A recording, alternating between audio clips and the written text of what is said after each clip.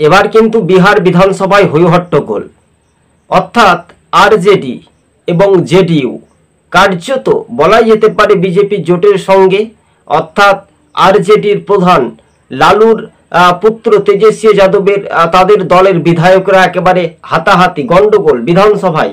কেননা নির্বাচন কমিশনের আওতাতে, অর্থাৎ যে ইস্যু, সেই ইস্যুটা কতটা মানতে নারাজ বা মানতে পারবে, সামনে 2025-এ ভোট রয়েছে, বিহারের সামনেই ভোট, আর তার আগের মুহূর্তে কি ঘটনাগুলো ঘটতে পারে, এই নিয়ে রাজ্য রাজনীতিতেই এক প্রকার হাওয়া কিন্তু নিশ্চিন্তে বলা যাচ্ছে দর্শক বন্ধুগণ। তবে হ্যাঁ, 2026-এর বিধানসভা ভোট বাংলাতে, আর কিন্তু বিহারের চিত্রটা 143টি আসন কিন্তু 122টি আসন পেতে হবে 243টি আসনের মধ্যে। কিন্তু কার্যত রাজ্য রাজনীতির মধ্য দিয়ে একেবারে হইচই কাণ্ড বলা যেতে পারে বিধানসভায়। একেবারে পুলিশ প্রশাসন সামাল দিতে বিশাল পুলিশ বাহিনী আমরা দেখতে পেয়েছি বিধানসভার ভিতরে।